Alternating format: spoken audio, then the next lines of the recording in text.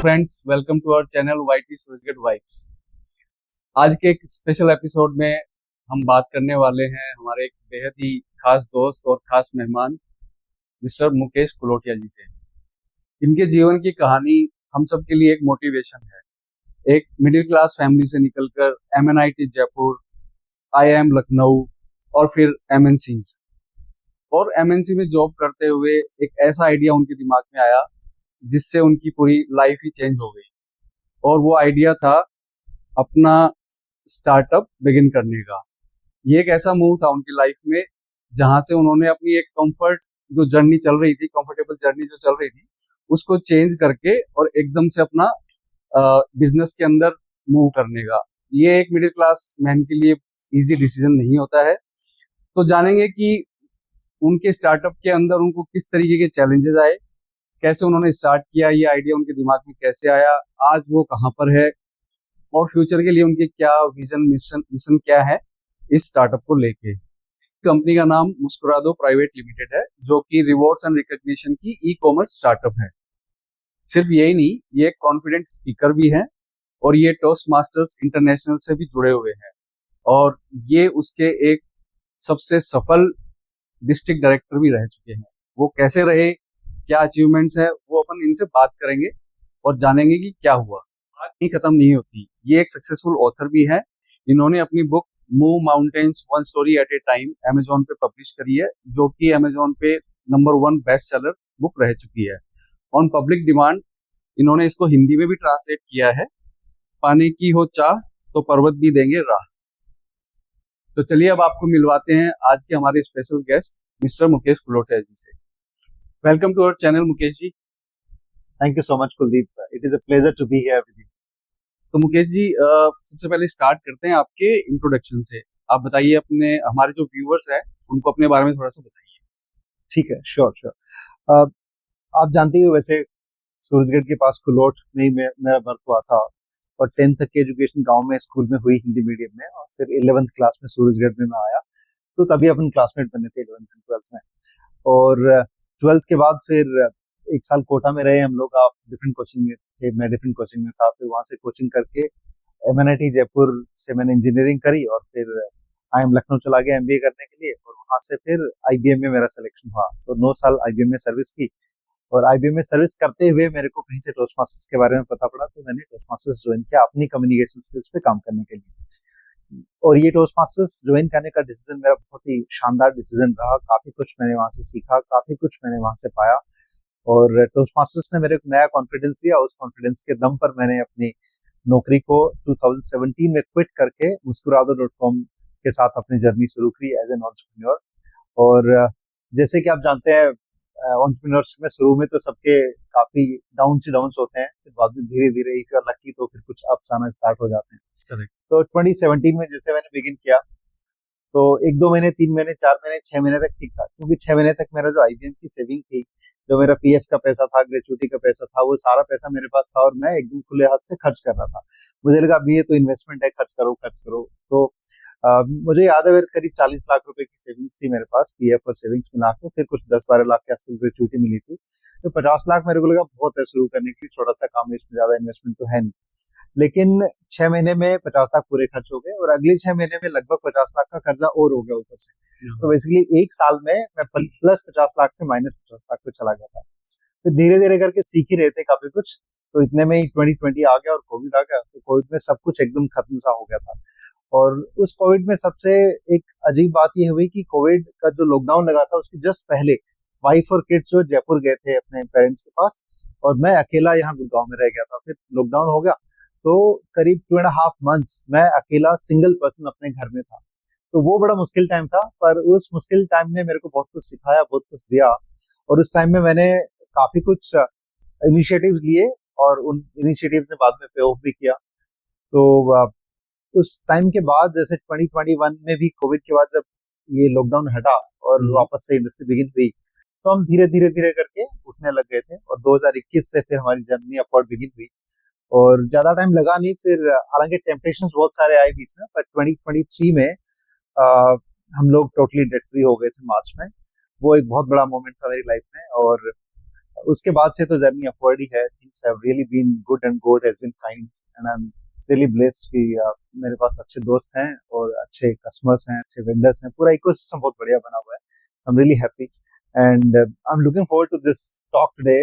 मेरे हिसाब से बहुत मजा आने वाला है आज आपके साथ और बिल्कुल अपने बिल्कुल व्यूवर्स के साथ.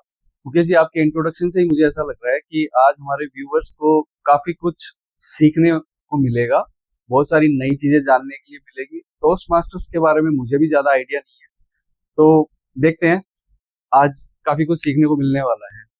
तो अपन स्टार्ट करते हैं आपके चाइल्डहुड से. ओके. तो आपका बचपन कैसा रहा, किस तरीके का माहौल था आपके परिवार में, और आपको ये एजुकेशन, क्योंकि आपने काफी अच्छी एजुकेशन करी, एमएनआईटी जयपुर से बीटेक किया, फिर आईएम लखनऊ से, तो ये सब मोटिवेशंस कहाँ से आए, तो थोड़ा सा उसके बारे में बताइए. श्योर. सी बचपन की बात करें तो जैसे मैंने बताया सरकारी स्कूल में पढ़ाई हुई. इनफैक्ट आज के व्यूवर्स इस बात में विश्वास नहीं करेंगे, लेकिन ये सच है कि पहली क्लास में जब मैंने एडमिशन लिया था तो 2 रुपए मेरी फीस लगी थी. उसके बाद अगली फीस मैंने 10वीं क्लास में दी जब मैंने बोर्ड एग्जाम का फॉर्म भरा था, जो 35 रुपीज 35 रुपए लगी थी.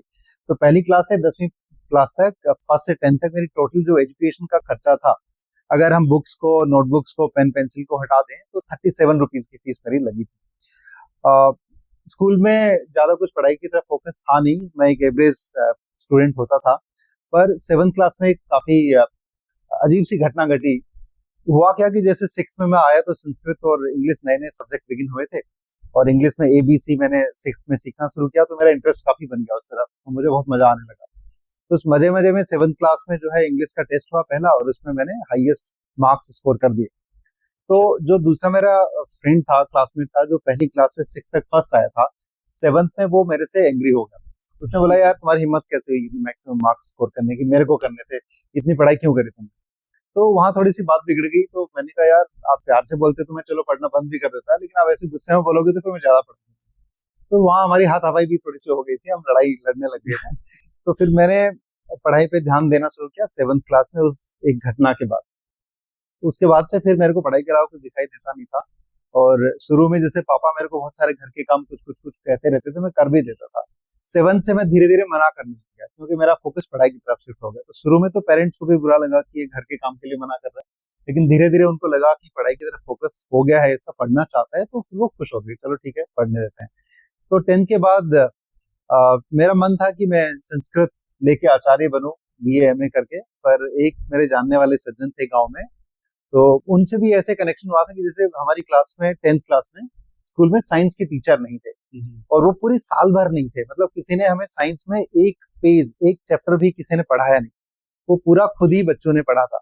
तो मेरे को कुछ कुछ समझने में दिक्कत हुई. तो मैंने देखा कि गांव में एक सज्जन थे, उनका जो बैकग्राउंड था वो BSc था. तो मैं उनके पास गया, मैंने कहा आप मेरे को साइंस पढ़ा दीजिए. तो उन्होंने साइंस पढ़ाना शुरू किया. तो जैसे मैं मेहनत करता था उससे वो थोड़े से इम्प्रेस हो गए. तो उन्होंने फिर कमिटमेंट कर लिया कि मेरे को इसको अच्छे से पढ़ाना है. तो उन्होंने अच्छे से पढ़ाया. उसके बेसिस पे 10th में मेरी रैंक 1 आई पूरे स्कूल में. और उन्होंने कहा आपका इंटरेस्ट मैथ्स की तरफ ज्यादा है, साइंस में आप अच्छा कर पाओगे, तो आप पास में एक शहर है सूरजगढ़, वहां जाओ, वहां जा करके आप साइंस में एडमिशन लो. तो उनकी बात मैंने मानी, पर फिर भी उनको मेरे ऊपर विश्वास नहीं था कि मैं शायद ना लूं साइंस, संस्कृत ले लूं या आर्ट्स ले लूं. तो वो गांव से सूरजगढ़ तक मेरे साथ बस में बैठ करके गए और उन्होंने मेरा फॉर्म भरवाया और मेरे को साइंस दिलवा करके फिर वापस आए. तो वो एक टर्निंग पॉइंट था कि साइंस में पढ़ाई बिगिन करी. और फिर 12th के बाद कोटा चले गए थे हम लोग. फिर वहां पर इंजीनियरिंग की अच्छे से प्रिपरेशन की. फिर MNIT में आए, जैसे कि मैंने बताया. फिर धीरे धीरे करके कुछ मेरे को दोस्त मिलते गए, और मेरा जो अभी तक का जो भी थोड़ा बहुत सफलता हुई है वो सारी दोस्तों के कारण ही है. मैं तो 100% क्रेडिट फ्रेंड्स को ही देता हूँ, क्योंकि वहीं से ही बहुत कुछ सीखने को मिला, वहीं से एक्सपोजर मिला, वहीं से इंस्पिरेशन मिली. तो इंजीनियरिंग के टाइम पे 2 मेरे फ्रेंड्स थे दोसा के. उनकी जो सिस्टर है बड़ी, वो एम्स में MBBS और MS कर रही थी. तो उन्होंने थोड़ा सा हमें गाइड किया कि आपको MBA करना चाहिए IIM से. तो ये पहली बार मैंने सुना था. तो फिर 4th ईयर में इसकी प्रिपरेशन हमने बिगिन की. तो सुमन का जो एक भाई है उनका IIM अहमदाबाद में सिलेक्शन हो गया. दूसरा जो भाई है उनका IIT दिल्ली में MBA के लिए सिलेक्शन हुआ, और मेरा IIM लखनऊ में MBA के लिए सिलेक्शन हुआ. तो ये यहाँ पर उनकी गाइडेंस थी. आप देखिए 10th क्लास के बाद जो सज्जन जी है हमारे गांव में, उनकी गाइडेंस थी. और 12 रादर इंजीनियरिंग के दौरान जो गाइडेंस रही वो डॉक्टर सुमन की रही, जो मेरे फ्रेंड्स की सिस्टर हैं.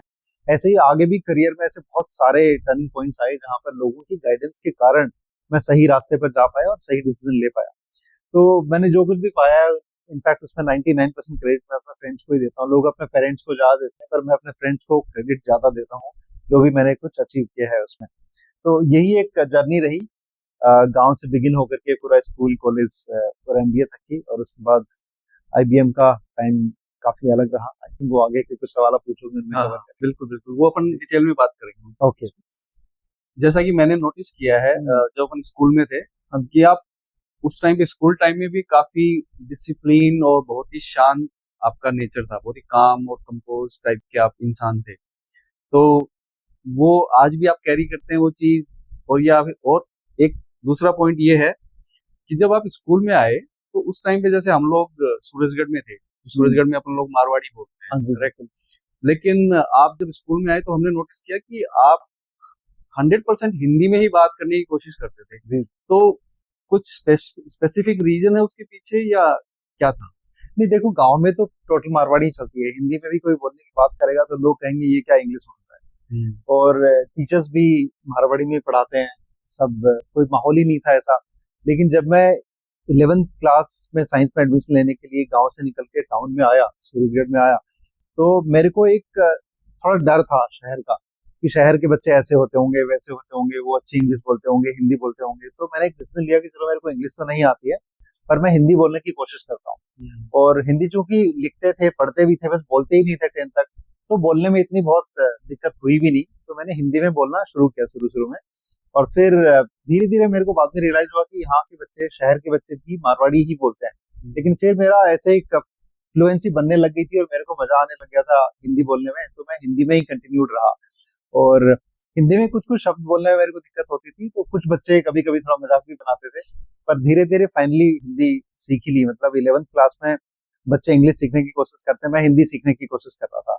तो अगले कुछ सालों तक हिंदी सीखी और ये जर्नी फिर आगे जारी रही। इनफैक्ट जब इंजीनियरिंग करने में आया तो वहां पर बच्चे इंग्लिश में बोलते थे और स्पेशली टीचर्स इंग्लिश में ही पढ़ाते थे। लेकिन मेरे को बहुत दिक्कत थी इंग्लिश में समझने में, बोलने में, तो मैं इंग्लिश सीखने की कोशिश करता रहा। पर 4th ईयर आते आते बहुत अच्छा मैं बन नहीं पाया इंग्लिश में।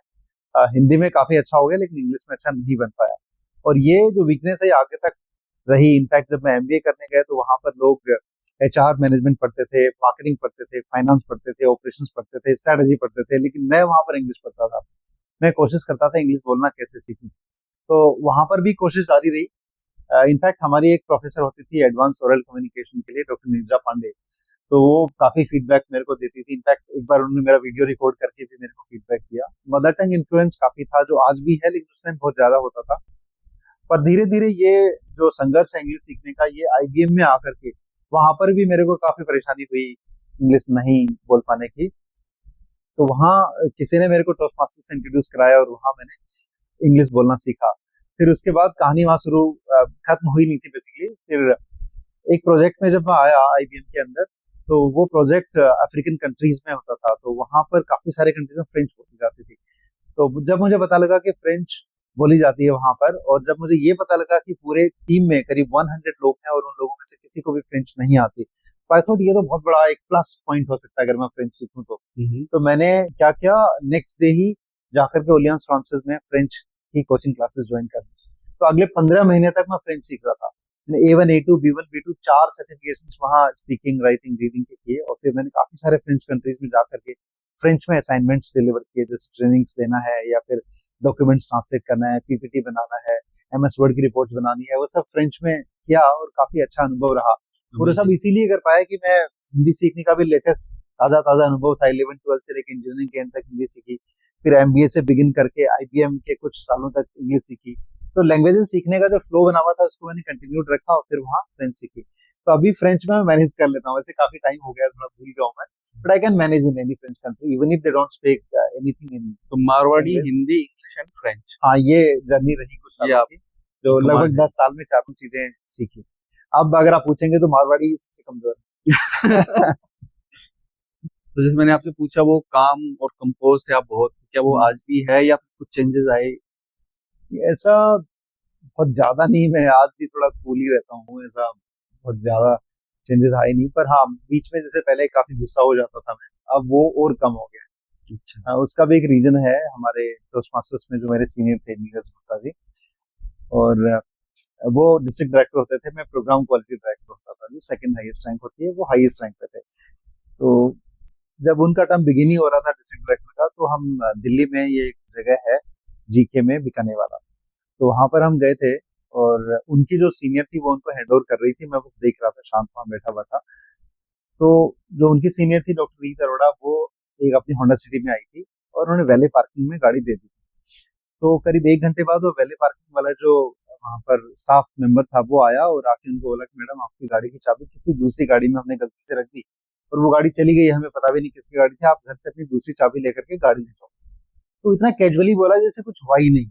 मेरे को वहां बहुत गुस्सा आ गया, और वहां पे काफी हाथापाई होगी, मैंने उनको एक दो थप्पड़ भी मार दिया, और फिर मैंने खुद ही पुलिस को बुला दिया कि ये तो सही नहीं है, इनकी गाड़ी चोरी भी हो सकता है चाबी इन्होंने जानबूझ के छुपाई हो, और अगर ऐसे गलती हुई है तो इतना कैजुअली आके बोल रहे हैं तो ये ठीक नहीं है, थोड़ा सेंस ऑफ अपोलॉजी होना चाहिए, थोड़ा सॉरी फील करना चाहिए उनको। तो फिर पुलिस आई, तो पुलिस ने उन्हीं को फिर गलत ठहराया। फिर मैंने डिमांड करी कि जब तक इनकी गाड़ी ठीक होके नहीं आए, इनका सेंट्रल लॉक सिस्टम चेंज होना चाहिए, जब तक चेंज होके नहीं आए तब तक इनको एक नई कार मिलनी चाहिए, और ड्राइवर साथ में मिलना चाहिए, 24/7 के घर के सामने रहेगा। ये डॉक्टर है, कभी भी पेशेंट को जरूरत पड़ सकती है, इनको कभी भी जाना पड़ सकता है, तो इमरजेंसी आ सकती है, इसलिए इनको गाड़ी मिलनी चाहिए। तो उन्होंने गाड़ी भी दी वहां पर उनको, और ड्राइवर भी दिया 3-4 दिन, जब तक उनकी गाड़ी का सेंट्रल लॉकिंग सिस्टम चेंज होकर के नहीं आया। तो वो वहां पर ऐसा हो गया। फिर बाद में मुझे भी रिग्रेट हुआ कि मेरे को ऐसा नहीं एंग्री होना चाहिए था, सीरियस नहीं होना चाहिए था। पर इसके बाद नीरज जी ने मेरे को एक दिन बुलाया, एक जगह हम बैठे, और उन्होंने मेरे को समझाया कि मुकेश आप में बहुत पोटेंशियल है, आप कुछ भी कर सकते हो टोस्ट मास्टर्स में, सारे रिकॉर्ड भी तोड़ सकते हो, कुछ भी पॉसिबल है यहाँ पर आपके लिए, और आप बहुत सिंसियर हो, मेहनती हो, सारी चीजें हैं, लेकिन ये एक कमी मेरे को आज देखने को मिली है अभी इस एपिसोड में, तो ये कमी आपको दूर करनी पड़ेगी। तो आपको हमेशा ये बिलीव करना है, ये मान के चलना है कि मान लीजिए आपके सर पर बर्फ का एक आइस बर्ग टाइप रखा हुआ, बर्फ की सिल्ली रखी हुई है, और कूल रहना है, चाहे कोई कितने भी बाहर कुछ भी कह ले आपको, कैसे भी सिचुएशन हो, कितना कुछ भी हो जाए, गुस्सा नहीं करना है। तो तब से मैंने बहुत कंट्रोल किया, और उसके बाद से गुस्सा एकदम लगभग खत्म सा हो गया है। एंटरप्रेन्योरशिप में भी जैसे स्टाफ से गलतियां होती हैं, या फिर कभी हमारे वेंडर से गलती होती है, कभी कस्टमर से होती है, कभी हमसे भी होती है, तो उसको एक सही तरीके से हैंडल करते हैं, कूल तरीके से हैंडल करते हैं। तो पहले जो शांतपन था वो आज भी है, बल्कि उससे भी ज्यादा हो गया है अब, और फैमिली के बाद बच्चे भी काफी पेशेंस सिखाई देते हैं, हाँ। और ये जान भी लिया कि ह्यूमर से चीजें आसानी से हो जाती है, हैप्पीनेस से चीजें हो जाती हैं, खुशी खुशी आपसे आप किसी से जान भी मांगो दे देगा, लेकिन गुस्से में कोई कुछ भी नहीं करेगा, बच्चे भी नहीं करते काम, और स्टाफ भी नहीं करता, दूसरे लोग तो कर ही नहीं सकते। तो वो शांतपन तो अभी भी है ही, लेकिन थोड़ा सा पहले ये कि मैं बहुत ज्यादा इंट्रोवर्ट होता था, अब थोड़ा सा एम्बीवर्ट टाइप हो गया हूँ, क्योंकि टोस्ट मास्टर्स में आने के बाद स्टेज पे जाने का बहुत बार मौका मिलता है, तो वहाँ लोगों के साथ बातचीत करनी पड़ती है। अब एंटरप्रेन्योर बनने के बाद सेल्स की कॉल्स भी होती हैं, मार्केटिंग का स्टफ भी होता है, और हमारे जो सप्लायर्स हैं उनसे भी बातें करनी होती हैं, तो फिर एकदम इंट्रोवर्ट रह के क्लोज ऐसे रह करके काम नहीं चलता। तो थोड़ा थोड़ा पहले से ज्यादा कूल हो गया हूँ, लेकिन मैं इतना इंट्रोवर्ट नहीं रहा, थोड़ा सा एम्बिवर्ट टाइप में मानता हूँ अपने आप को, बस यही चेंज है, बाकी तो पर्सनैलिटी वैसी है एकदम वैसे की अच्छा, वैसी। ये चीज मुझे नहीं पता था कि आपको गुस्सा भी आता है, ये मुझे आज ही पता पहले लगा। आता था, अब इतना नहीं आता, बहुत कम आता है, तो भी वो मेरे तक ही सीमित रहता, मैं किसी को दिखाता नहीं हूँ। तो पहले मैं दिखा भी देता था।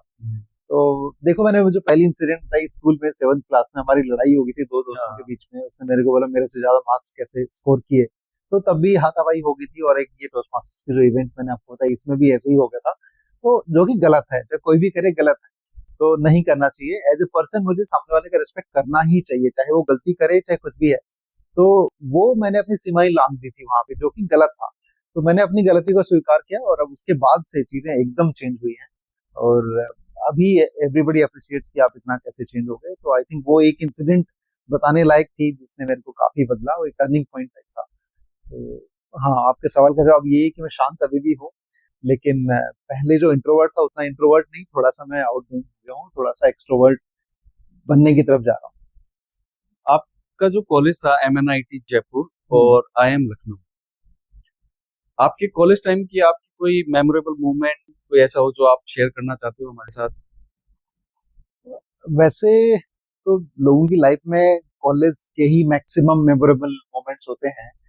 और लेकिन मेरी लाइफ में ऐसे बहुत सारे नहीं थे, पर मैं एक एक शेयर करता हूँ आपके साथ। जैसे एमएनआईटी जयपुर में जो मेरा मोस्ट मेमोरेबल या लाइफ का जो टर्निंग पॉइंट टाइप मोमेंट था, वो एक रिजेक्शन की कहानी है। In fact IBM was my dream company, और आईबीएम जब कैंपस प्लेसमेंट के लिए आई और मैं इंटरव्यू में गया, तो शायद उन्होंने मेरे को पहले 1 मिनट में ही रिजेक्ट कर दिया था, और क्लियरली मेरे फेस पर बोल भी दिया, Mukesh you need to work on your communication skills. तो मैं इंग्लिश में कुछ बात ही नहीं कर पा रहा था, कुछ बोल ही नहीं पा रहा था। उनकी कोई गलती नहीं है, ऐसा नहीं कि उन्होंने गलत तरीके से रिजेक्ट किया। तो there decision was right decision, because ऐसे बंदे को लेके वो करेंगे ही क्या जो मुंह नहीं खोल पाया था। तो मुझे लग गया था कि इंग्लिश पे काम किए बिना काम नहीं चलेगा। तो वो जो रिजेक्शन था आईबीएम का, उसने काफी अंदर से मेरे को झकझोर दिया। फिर मैंने सोचा कि मैं क्या करूं, मेरे को आईबीएम ही जाना है, कहीं जाना ही नहीं है, आईबीएम ही जाना है। तो फिर हमारे प्लेसमेंट के जो हेड थे डॉक्टर राय सिंघानिया, उन्होंने मेरे को बुला के कहा कि आप नौकरी तो ले लो, पर बाद में अगर आपको ज्वाइन करना हो तो करना, नहीं तो मत करना, क्योंकि हमें अपना प्लेसमेंट 100% दिखाना है। बिकॉज हमारा बैच काफी बढ़िया था, इंस्टीट्यूट काफी अच्छा था, प्लेसमेंट 100% था, लगभग कुछ ही बच्चे बचे थे। तो लास्ट में पटनी कंप्यूटर्स आई, मैं उसमें अपियर हुआ, सिलेक्शन हो गया, लेकिन मैं गया नहीं उसमें। मैंने घर पे भी नहीं बताया कि मेरा सिलेक्शन हो गया। मैंने कहा मेरी नौकरी नहीं लगी, मेरे को कुछ और करना पड़ेगा। तो एक प्राइवेट इंजीनियरिंग इंस्टीट्यूशन में मैं गया, वहां पर लेक्चरर बनने के लिए, क्योंकि प्राइवेट कॉलेजेस में लेते थे एमएनआईटी के नाम से। तो मैं जैसे वहां गया, उन्होंने मेरे को क्लास में खड़ा कर दिया, बोला कि आप इनको पढ़ाओ, कुछ भी पढ़ाओ। और वहाँ सामने फैकल्टी ही बैठी हुई थी, तो वहां पर भी मैं अपना मुंह नहीं खोल पाया। फिर दूसरी कॉलेज में गया, तो वहां पर मैंने देखा हमारे जो एमएनआईटी के मैथ्स के प्रोफेसर थे, जो मेरे को जानते भी थे, वो प्रिंसिपल हुआ करते थे। तो उन्होंने कहा अरे यार, ये तो मेरा बच्चा ही कर ही लेगा, चलो ठीक है। तो उन्होंने कुछ ऐसे हिंदी में कैजुअल सी बातें करी और मेरे को हायर कर लिया। तो वहां पर मैंने एज ए लेक्चरर उस कॉलेज में जॉब किया करीब 10 मंथ्स, और साथ में मैंने आईएम जाने के लिए कैट की प्रिपरेशन की, और फिर कैट निकल गया, फिर आईएम लखनऊ चला गया। ये रिजेक्शन की कहानी जो है एमएनआईटी जयपुर की, मेरे को बहुत याद आती है। और अच्छा हुआ उस टाइम रिजेक्ट हो गया, उसके कारण मैं आईएम जा पाया। और फिर आईएम की अगर मैं एक स्टोरी बताऊं, तो वहां पर जो स्टोरी है वो एकदम एग्जैक्टली अपोजिट है। वो एकदम कमिटमेंट की कहानी है, या फिर ग्रिट की कहानी है, या जो डिटर्मिनेशन की कहानी है। वहां मैंने सोच लिया था कि मेरे को आईबीएम ही जाना है। तो आईबीएम अगर इंटर्नशिप के लिए आई तो मैं उसकी कोशिश करूंगा, नहीं आई तो फाइनल प्लेसमेंट्स में जाने की कोशिश करूंगा। तब भी अगर नहीं आई फाइनल प्लेसमेंट्स में यहाँ, तो मैं ऑफलाइन ऑफ कैंपस कोशिश करूंगा। क्योंकि वो आईबीएम ने मेरे को रिजेक्ट किया, वो चीज मेरे एकदम दिल पर लग गई थी। तो लकीली आईबीएम कैंपस प्लेसमेंट में आई इंटर्नशिप का प्लेसमेंट करने के लिए, और उसमें मेरा प्लेसमेंट हो गया। और जब प्लेसमेंट हुआ आईबीएम में इंटर्नशिप के लिए, तो 2 मंथ्स में गुड़गांव में आईबीएम में इंटर्नशिप कर रहा था।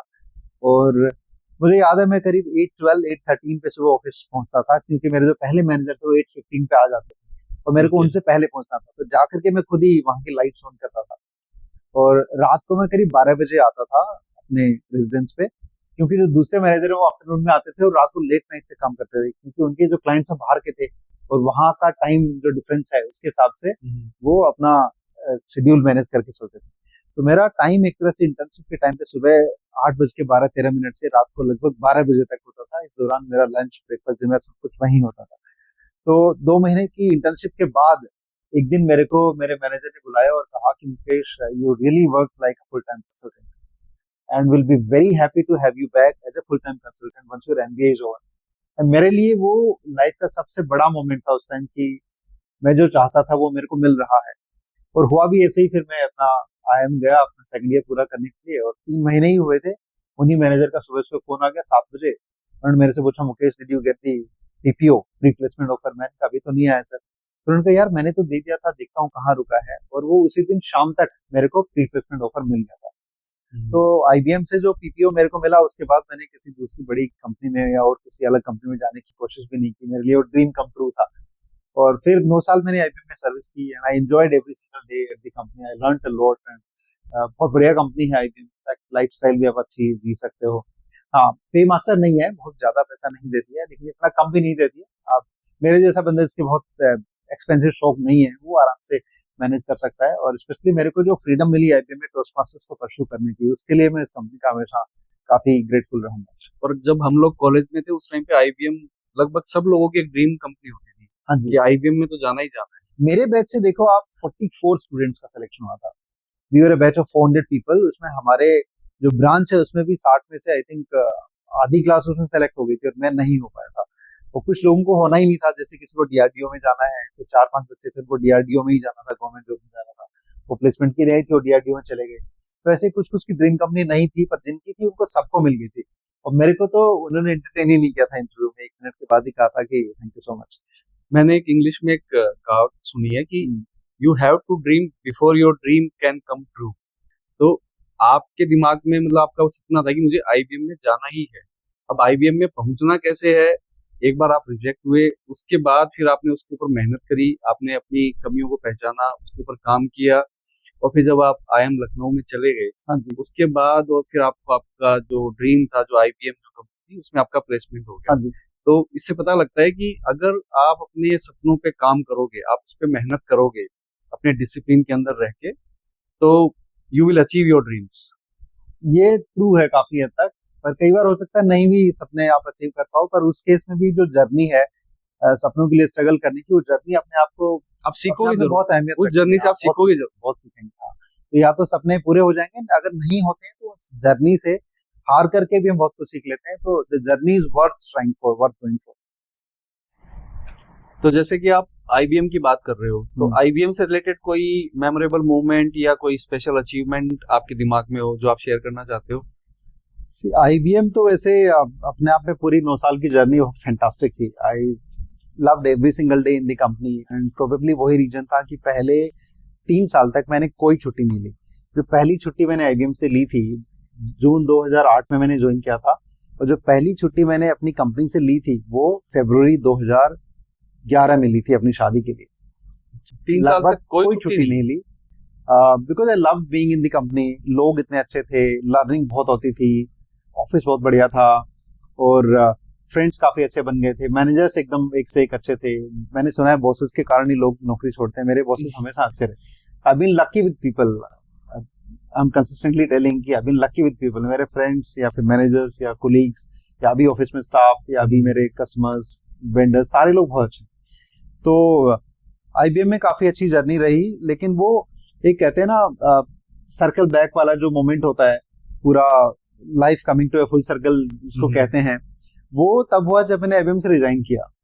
इनफैक्ट 2017 में जनवरी में जब मैंने रिजाइन किया तो मेरा रेजिग्नेशन काफी दिनों तक एक्सेप्ट ही नहीं हुआ, और फिर मैं पूछता रहा कि क्यों एक्सेप्ट नहीं कर रहे हो, क्यों एक्सेप्ट नहीं कर रहे हो। मैंने आई थिंक 2 या 3 जनवरी को रिजाइन कर दिया था, और उसके बाद करीब 3-4 हफ्ते लगाए थे उन्होंने एक्सेप्ट करने में।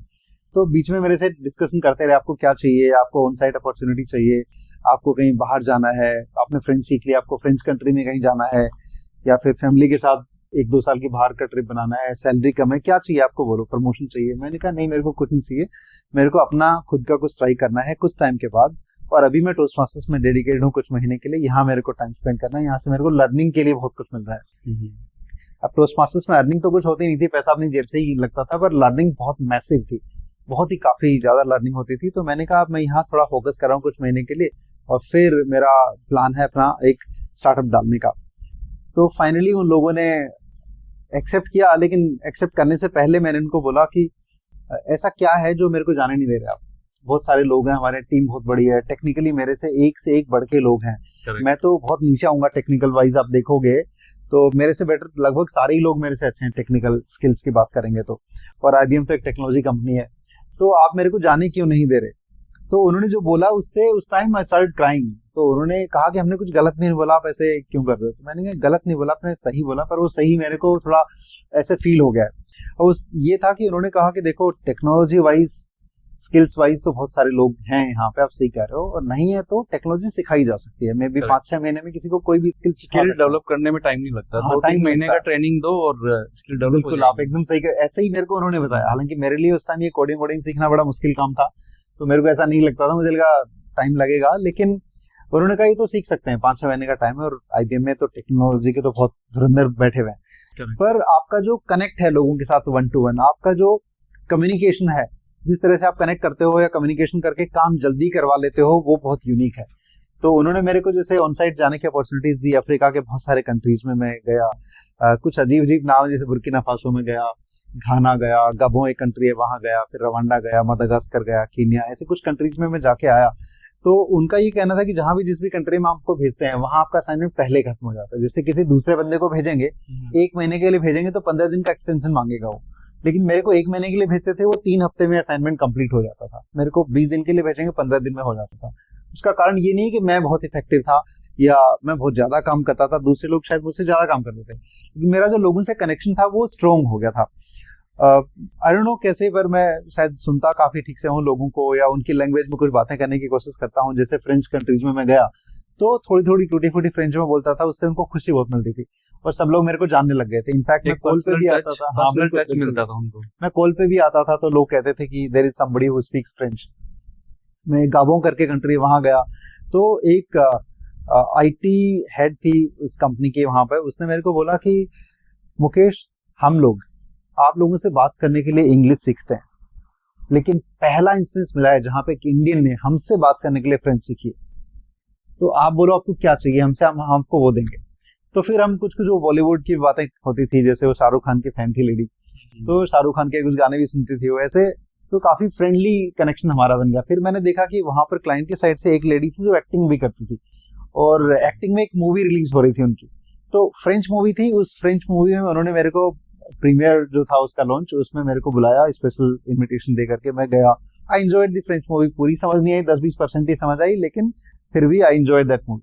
तो ऐसे जो कनेक्शन अच्छा बन गया था और कम्युनिकेशन स्ट्रांग हो गई थी। जब उन्होंने बोला कि टेक्निकली ना सही लेकिन कम्युनिकेशन वाइज आप बहुत स्ट्रांग हो, your communication skills are very good, तो उस टाइम मेरे को वो मोमेंट याद आया जब इसी कंपनी ने कुछ सालों पहले MNIT जयपुर में मेरे को कहा था कि you need to work on your communication skills. तो कम्युनिकेशन स्किल्स इतनी पुअर थी और वहां से इतनी अच्छी हो गई कि जो पूरी जर्नी है, इस जर्नी ने मेरे को बहुत इमोशनल फील करवाया, और मैंने उनको थैंक यू बोला ये बात कहने के लिए, और वहां से फिर एक्सेप्ट भी हो गया था रेजिग्नेशन, और 2-3 महीने का नोटिस पीरियड सर्व किया। फिर मैं 3 महीने फुल टाइम टोस्टमास्टर्स में ही अपने वॉलंटरी रोल था, पर उसमें ही सर्व कर रहा था, और मेरे को बहुत मजा भी आ रहा था, मैं काफी लर्न भी कर रहा था। हालांकि फाइनेंशियली काफी लॉस मेकिंग डिसीजन था वो, जैसे उस टाइम 2017 की बात करें तो 2-2.25 लाख रुपए मेरे को इन हैंड मिलते थे, तो वो अगर 3 महीने में टोस्टमास्टर्स में रहा तो 6-7 लाख रुपए का नुकसान मेरा वो हुआ, अपॉर्चुनिटी लॉस हुआ, लेकिन जो लर्निंग हुई उसने काफी मोर देन कंपनसेटेड।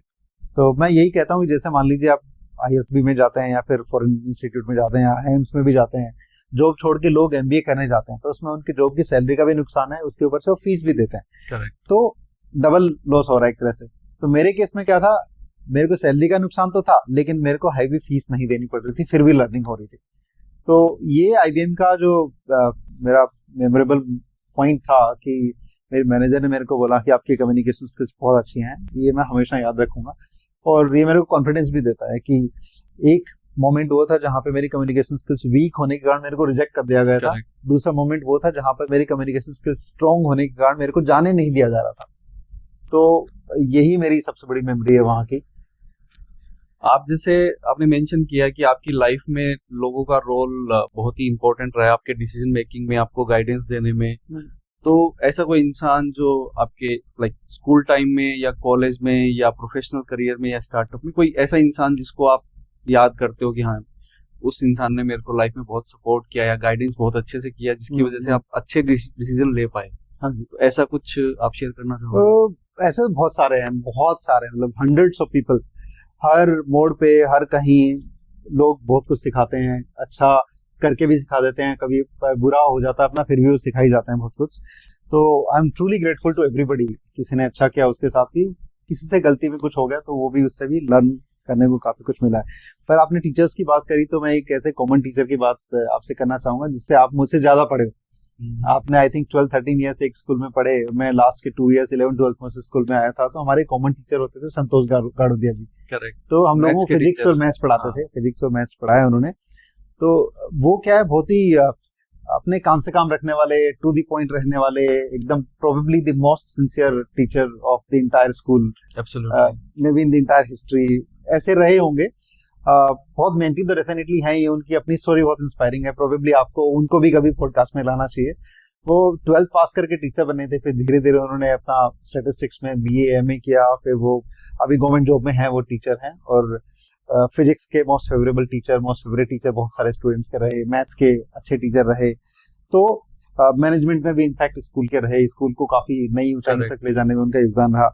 तो उनसे मैंने एक चीज सीखी थी जो क्लासरूम में नहीं सीखी, वो क्लासरूम के बाहर की चीज है। वो क्या है, लिफ्ट तो वहां होती नहीं थी और सीढ़ियां चढ़ के भाग के दौड़ के क्लास में जाते थे, एक क्लास से दूसरी क्लास। और जब घर से स्कूल जाते, स्कूल से घर जाते, तो भी बहुत तेज चलते थे। मतलब हमारी दौड़ने की स्पीड उनकी चलने की स्पीड बराबर रहती थी। तो मैं उनसे एक बार मैंने पूछा कि सर आप इतना तेज क्यों चलते हो, क्लास में भाग के आप जाते हो? तो उन्होंने एक बड़ी कैलकुलेशन वाली एनालॉजी शेयर करी, मेरे को अभी तक याद है। उन्होंने कहा देखो मुकेश, एक क्लास से दूसरी क्लास अगर जाता हूँ धीरे धीरे आराम से, मेरे को 2 मिनट लगते हैं, और मैं ऐसे दौड़ के जाता हूँ तो मेरे को 1 मिनट लगता है। और ऐसे ही मैं दिन में 6 से 7 क्लासेस चेंज करता हूँ, तो मेरे दिन के करीब 7 मिनट रोज की क्लास में आने जाने में ही बच जाते हैं। और एक क्लास में अगर 40 बच्चे होते हैं और मैं उस क्लास के 1 मिनट बचा पाता हूँ, तो एक तरह से 40 मिनट मैंने उन बच्चों के लिए बचा ली।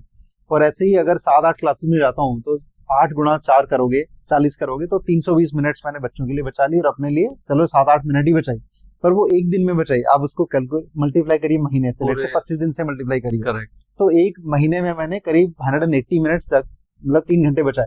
तो साल में मैंने लेट से ऐसे 36 घंटे बचाए। मेरा करियर 30-40 साल का रहेगा, तो कितने दिन कितने महीने में बचा चुका हूँ इस तरह से, सिर्फ क्लासेस के बीच की मोमेंट से।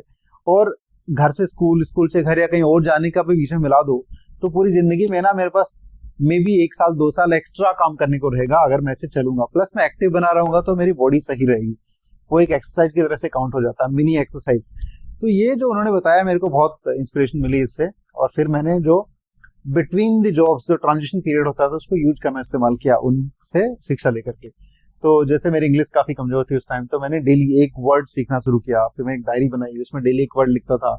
फिर मैं कहीं जा रहा हूँ, बस में बैठा हूँ तो वर्ड सीखता था। मैं मान लीजिए नहा रहा हूँ तो वर्ड सीखता था, या फिर कहीं खाना खा रहा हूँ, कुछ कर रहा हूँ, तो मैं बीच बीच में कुछ सीखता रहता था। ये जो ट्रांजिशन टाइम होता है बीच का, 1 मिनट, 2 मिनट, 5 मिनट, 10 मिनट, इसको इस्तेमाल करना मैंने उनसे सीखा। और ये मैं कहूँगा मेरी जिंदगी का बहुत ही बड़ा लेसन था। और इस लेसन के कारण मैंने काफी सारी बुक्स पढ़ी हैं, काफी सारी नई चीजें सीखी हैं, काफी अभी अपने बिजनेस में भी बहुत सेल्स में मेरी हेल्प मिलती है, कस्टमर सर्विस में हेल्प मिलती है मेरे को, एम्प्लॉय रिलेशनशिप में हेल्प मिलती है। क्योंकि मेरे पास जब 1-2 मिनट 3 मिनट होते हैं, ऐसे करके मैं बचा लेता हूँ, उसको मैं बुक के 2-3 पेजेस पढ़ने में लगा देता हूँ, किसी क्लाइंट से कॉल करने में लगा देता हूँ, किसी वेंडर से बात करने में लगा देता हूँ। तो मैं उसको आइडल नहीं जाने देती। आजकल लोग क्या है, जैसे मोबाइल खोल के रील देखने लग जाएंगे, उसमें लगाते हैं 2 मिनट और लग जाते हैं 20 मिनट। तो ऐसे नहीं हो पाता, उसे एक लर्निंग के कारण वो साथ में रहेगी मेरे। सबके पास दिन में 24 आवर्स होते हैं, अब आपको कैसे यूटिलाइज करने हैं वो आप पे डिपेंड करता है। एब्सोल्युटली, एकदम सही। आपको वो रील्स देख के वेस्ट करना है या फिर कुछ उसको प्रॉपर यूटिलाइज करना है, एकदम ठीक बात है। जैसे IIM के जो टीचर्स हैं उनसे मेरी रिलेशनशिप काफी अच्छी है, अभी भी मैं काफी लोगों से टच में हूँ, कनेक्शन में हूँ। टोस्ट मास्टर्स में मेरे को बहुत सारे मेंटर्स मिले, उनसे भी मैं कनेक्शन में हूँ, टच में रहता हूँ। बहुत ज्यादा ऐसे नहीं कि हर बार फोन पे ही बात करो, पर जब भी हम बात करते हैं तो ऐसा लगता है कि हम काफी बात करते हैं। कभी भी बात करो, मान लो किसी से 2 साल बाद भी बात करेंगे तो ऐसा ही लगेगा वी आर वेरी क्लोज। तो वो रिलेशनशिप है, मतलब वाइब्स अच्छे हैं उनके साथ। किसी भी इंसान के लिए अपनी अच्छी खासी जॉब छोड़ के और स्टार्टअप की तरफ मूव करना, ये मुझे लगता है एक बहुत बड़ा रिस्क है लाइफ का, और एक बहुत बड़ा चैलेंज है, क्योंकि हमें पता नहीं होता कि हम सक्सेसफुल होंगे नहीं होंगे। तो जैसे आपने IBM की अच्छी खासी जॉब को छोड़ के और उधर मूव किए मुस्कुरादों की तरफ, तो फिर ये कैसे आया आपके दिमाग में कि आपको ये सब करना चाहिए? एक अच्छी खासी, जो आपने बताया 2-2.5 लाख रुपए सैलरी थी आपकी इन हैंड, तो कैसे, मतलब ये डिसीजन कैसे बना आपके दिमाग में? सी, अब रिस्क तो डेफिनेटली है, इसे डिनाई नहीं कर सकते, रिस्क डेफिनेटली है, 100% रिस्क है। और स्पेशली मेरे केस में रिस्क वो और बड़ा हो गया था। वो मैं इसलिए कह रहा हूँ कि जैसे मेरे पेरेंट्स हैं, दोनों नॉन वर्किंग थे उस टाइम पे, और छोटा भाई भी था, उसकी पढ़ाई चल रही थी, फिर वाइफ भी जॉब में नहीं थी, और 2 बच्चे भी थे। तो इतने सारे लोग हैं घर में और कोई भी मेरे अलावा अर्निंग मेंबर नहीं था, तो ये रिस्क तो बहुत बड़ा था। पर मुझे लगा कभी ना कभी तो लेना है रिस्क, तो फिर व्हाई नॉट नाउ। फिर बाद में धीरे धीरे जितना हम लेट करते जाएंगे उतना रिस्क बड़े होते जाएंगे। और एक बड़ा इंटरेस्टिंग वाकया हुआ था। एक मेरे काफी अच्छे फ्रेंड हैं, सिद्धार्थ बालासरिया, जयपुर से बिलोंग करते हैं। वो भी एक फॉरेसियस रीडर भी हैं, अच्छे स्पीकर भी हैं, और एंटरप्रेन्योर तो है ही। वो कोर उनका एंटरप्रेन्योरशिप ही है, काफी मल्टीपल बिजनेसेस रन करते हैं। तो वो एक बार गुड़गांव आए थे, तो मेरे पास ही रात को घर पे रुके थे। तो हम रात को लेट तक बैठ के बातें कर रहे थे, और मैंने उनसे ऐसे ही अपनी डिजायर बताई कि मेरे को भी कभी एंटरप्रेन्योर बनना है लाइफ में, नौकरी छोड़ के अपना काम शुरू करना है। तो उन्होंने कहा कि कभी से क्या मतलब, अभी शुरू करो, कल रिजाइन कर दो। मैंने कहा कल कैसे कर दें, वो संडे की रात थी, तो उन्होंने कहा देखो कल इसलिए कर दो कि कल सोमवार है और सोमवार भगवान शंकर का दिन होता है और भगवान शिव तो सबकी रक्षा करते हैं, तो भगवान शिव के आशीर्वाद से कल जो है आप रिजाइन कर सकते हो। तो फिर मैं कन्विंस हुआ नहीं था, तो उन्होंने बोला कि देखो गुड़गांव में ना बहुत सारे पढ़े लिखे लोग हैं, अच्छे क्वालिफाइड लोग हैं, अच्छी नौकरी कर रहे हैं, वेल अर्निंग है, कहीं कहीं कपल पूरा हस्बैंड वाइफ दोनों नौकरी करते हैं, अच्छी नौकरी करते हैं, लेकिन फिर भी एक ही बच्चा रखते हैं और दूसरा नहीं करते। वो कहते हैं कि 2 बच्चों की पढ़ाई बहुत महंगी है गुड़गांव में, कैसे अफोर्ड कर पाएंगे। लोग बोलते हैं, लोग एक सिंगल किड रखते हैं, उसके पीछे एक रीजन ये भी है कि पढ़ाई बहुत महंगी है, 2 बच्चों की पढ़ाई में अफोर्ड नहीं कर सकते, तो एक बच्चा रखेंगे। उन्होंने बोला कि मेरे यहाँ इतना सारा स्टाफ है, काफी बड़ा नंबर था, और मैं अपने स्टाफ के जो बच्चे हैं उनकी एजुकेशन स्पॉन्सर करता हूँ, चाहे किसी भी स्कूल में पढ़ा लो उनकी फीस रिइंबर्स करता हूँ, चाहे कोई भी महंगी स्कूल में हो, बस ये है कि पिछली क्लास में उनके 70% मार्क्स होने चाहिए, जो कि लगभग सब ले ही आते हैं। तो एक वो फेज है जहाँ अपने 2 बच्चों की पढ़ाई स्पॉन्सर करना मुश्किल समझते हैं लोग, दूसरा ये फेज है जहाँ मैं ग्रेटर स्केल पे अच्छा कर पा रहा हूँ। तो ये मैं अपनी कैपेबिलिटी से नहीं, पर वो एक डिसीजन था जो किसी के भी कारण हुआ, एक कंपनी रन कर रहा हूँ उसके कारण मैं कर पाता हूँ, तो मेरे को इस चीज ने बहुत इंस्पायर किया। फिर दूसरा उन्होंने कहा कि आप बिजनेस में लेगेसी बिल्ड करते हो, कि जैसे मान लीजिए आप बिजनेस कहीं बिल्ड कर रहे हैं, कहीं आपने छोड़ दिया, तो वहां से आपकी वाइफ आपके किड्स चाहे तो पिकअप कर सकते हैं, चाहे तो ना करें, तो चाहे तो पिकअप भी कर सकते हैं। लेकिन नौकरी में कितना भी अच्छा करियर आपने बिल्ड कर लिया, तो आपके किड्स या आपकी वाइफ या भाई फैमिली वाले जहां हैं वहां से पिकअप नहीं करेंगे, उनको जीरो से शुरू करना पड़ेगा। करेक्ट। तो ये सब चीजें हैं, प्लस आपका साइकिल चेंज होता है, वो बहुत सारी चीजें फिर बाद में डिस्कस करी हम लोगों ने, पर मैं इन 1-2 बातों से कन्विंस हो गया। और नेक्स्ट मॉर्निंग में करीब हम सोए थे 12-1 बजे, पर मैं 4 बजे उठ गया और उठ के मैंने मेल ड्राफ्ट करना शुरू किया। मैं 8 बजे तक मेल ड्राफ्ट करता रहा, फाइनली 8 बजे मेल ड्राफ्ट हो गई और 8 बजे मैंने उसका सेंड बटन दबा दिया। तो ये ओवरनाइट डिसीजन हुआ था। उस टाइम ऐसा कोई सॉलिड बिजनेस आइडिया भी नहीं था, हालांकि वाइफ थोड़ा घर से कर रही थी, किचन से ही कुछ कुछ करती थी बच्चे के साथ ही वो, पर ऐसा बिजनेस आइडिया स्ट्रॉन्ग था नहीं। फिर मैंने सोचा क्या कर सकते हैं, तो टोस्टमास्टर्स के दौरान जब मैं एरिया डायरेक्टर था या डिवीजन डायरेक्टर था, उस टाइम मेरे कुछ बुरे अनुभव हुए थे ट्रॉफी मैन्युफैक्चरर्स के साथ, काफी बेकार अनुभव हुए थे। मतलब वो लोग न ब्रांडिंग गाइडलाइंस का केयर करते हैं, न उनको CMY की RGB वैल्यू पता है, न ही वो फॉन्ट की कोई परवाह करते हैं, और पैकिंग की तरफ ध्यान देते नहीं है। एक्सीलेंस नाम की कोई चीज वहां पे होती नहीं है, और इतने पढ़े लिखे होते नहीं काफी लोग वहां पर, तो वो एक तरह से इसको एज ए ट्रेड की तरह ही लेते हैं, और बस यहाँ से बेचा, यहाँ खरीदा, कुछ लिख के छापना है छाप दिया, तो बहुत कैजुअली इस काम को लेते थे, जो कि बहुत अच्छे तरीके से करना चाहिए। तो मुझे लगा ये बहुत अच्छा निश है, रिवॉर्ड्स एंड रिकॉग्निशन में आते हैं, और कॉर्पोरेट्स को नीड रहती ही है, हर बंदे को, हर कंपनी को ये सब चाहिए, और यहाँ पर कोई अच्छा प्लेयर नहीं है, तो अच्छी कंपनी बिल्ड करते हैं जो सर्विस ओरिएंटेड हो और लोगों को सही चीजें सही प्राइस में सही तरीके से दे पाए। सर्विस की भी बहुत अहमियत है इसमें। जैसे मान लीजिए किसी का अवार्ड डिस्ट्रीब्यूशन फंक्शन है, वो किसी डेट को है, अब उसके अगले दिन अगर उसको अवार्ड मिलेगा तो फिर वो किसी काम का नहीं। करेक्ट। तो इसमें माइंडसेट बहुत एक्सेलेंस वाला चाहिए, जो मैंने IBM से और टोस्टमास्टर से सीखा था। तो ये सब सोचते हुए फिर मैंने मुस्कुरादो.com का रिवॉर्ड्स एंड रिकॉग्निशन कंपनी की तरफ डायरेक्शन चेंज किया। ये नाम ऐसे ही रखा था मुस्कुरादो, जेनरिक नाम रखा था कि उस टाइम डायरेक्शन ही पता नहीं थी क्या करेंगे, नहीं तो ट्रॉफी से रिलेटेड कुछ नाम रखते, ऐसे कुछ रखते, पर डायरेक्शन पता नहीं थी क्या करेंगे, इसलिए जेनरिक नाम रख दिया था पहले, और फिर उसके बाद धीरे धीरे रिवॉर्ड्स एंड रिकॉग्निशन में हम लोग आए। तो अभी अच्छा कर रहे हैं हम लोग, काफी सारे कॉर्पोरेट्स को सर्व करते हैं इंडिया में, मैक्सिमम अच्छी सिटीज में हमारे कंसाइनमेंट लगभग रोज ही जाते हैं, और इंडिया से बाहर भी मिडिल ईस्ट है, साउथ ईस्ट एशिया है, यूरोप है, इधर काफी सारे कंट्रीज में हम जो है क्लाइंट्स को सामान भेजते हैं, और हमारे चैनल पार्टनर्स बहुत अच्छे हैं, तो अभी सर्विस की तरफ वो ओरिएंटेशन अभी भी है जो वहां से सीखा। तो यही पूरी इसकी जो जर्नी रही IBM छोड़ करके मुस्कुरादो में आने की। और शुरू में जैसे मैंने बताया कि वो बहुत मुश्किल फेज था, 2017 से 21 तक नौकरी छोड़ के वो पूरा पैसा गंवाना, फिर बहुत सारा कर्जा बिल्ड कर लेना, और फिर उसके बाद रातों की जो है नींद और दिन का चैन गंवा देना, ये मुश्किल फेज था। इनफैक्ट जब वो इतना सारा कर्जा बिल्ड हो गया तो हम लोगों ने सोचा कि कटौती करते हैं अपने खर्चों में। तो मैंने क्या करा, जो कार साफ करने वाला बंदा था अपना, उसको मैंने बोला भाई कल से मत आइए, मैं खुद ही साफ कर लूँ, क्योंकि 400 रुपये लेता था, 400 रुपये ज्यादा लगने लगे क्योंकि कर्जा हो गया, 400 रुपये उधार करके ही देने हैं। फिर वाइफ ने मेरे को देखा कि मैं खुद ही कार साफ कर रहा हूँ, तो उन्होंने जो घर में मोपिंग करने के लिए और सफाई करने के लिए, बर्तन करने के लिए जो आती थी महिला, उनको बोला कि दीदी आप कल से मत आना, जो है हम खुद ही कर लेंगे, ज्यादा कुछ होता नहीं।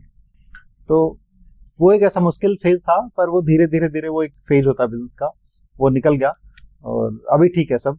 तो डिसीजन तो डेफिनेटली रिस्की था ही, और अभी भी कोई अगर करना चाहे तो रिस्की रहता ही है, क्योंकि safe comfortable cosy comfortable job है, उससे आप निकल के अगर खुद बिल्ड करते हैं उसमें सर्टेनिटी नहीं है, बिल्कुल टोटली अनसर्टेन है, तो उसमें रिस्क तो रहेगा, पर रिस्क कभी ना कभी तो लेना ही पड़ता है अगर आपको मन में है कि लेना चाहिए, तो जितना जल्दी लोगे उतना बेटर है। बिजनेस के अपने चैलेंजेस तो होते ही हैं। डेफिनेटली कोई भी चीज की आप करियर भी बिल्ड करना डिफरेंट पर्सपेक्टिव से डिफरेंट एरिया में तो होंगे, तो जो लोग जितना जल्दी चैलेंजेस को अडॉप्ट करते हैं वो फिर जितना उतना जल्दी ग्रो भी करते हैं। ग्रेट।